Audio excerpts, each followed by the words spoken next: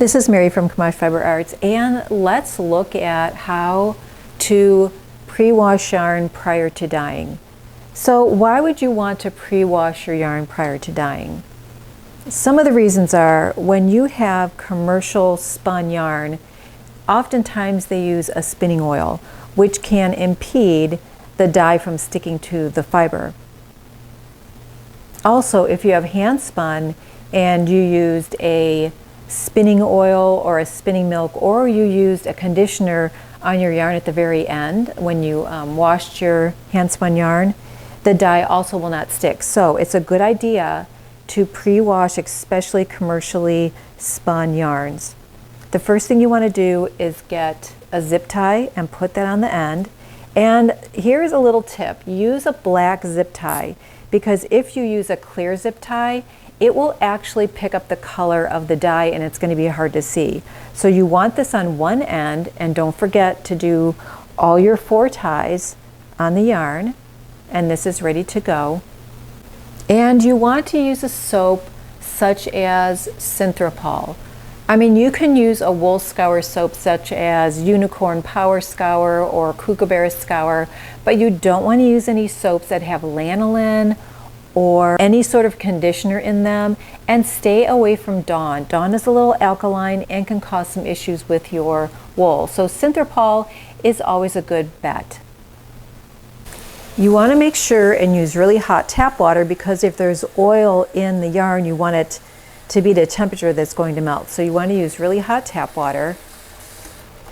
The size of the container that you're going to wash in is dependent on how much yarn you're going to wash. All right, so once I get the water in the pot, I add a little Synthropol, and the directions are 1 teaspoon per gallon.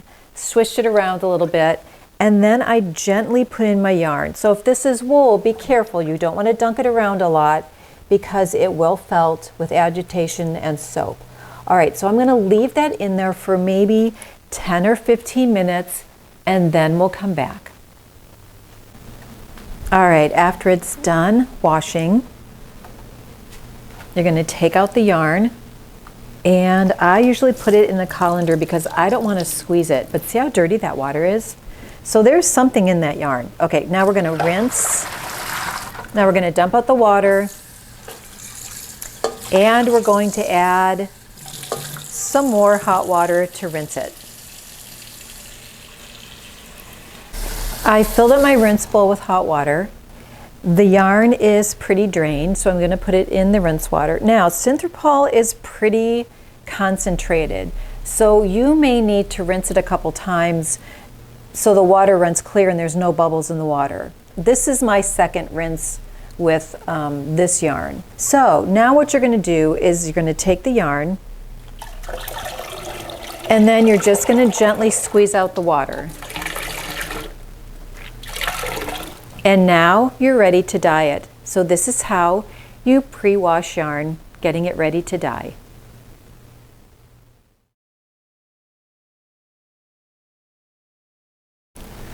This is how you pre-soak yarn when you're getting ready to dye it. You want to pre-soak yarn for about 30 minutes so the dye takes well. If we're going to do yarn, make sure to put a zip tie on the end so you can find it, and get a bowl of cold water. You're just going to dunk it in the water and let it sit for 30 minutes. After 30 minutes, you're ready to dye. Another thing is, if you're going to dye silk, silk takes anywhere from maybe 6 to 8 hours.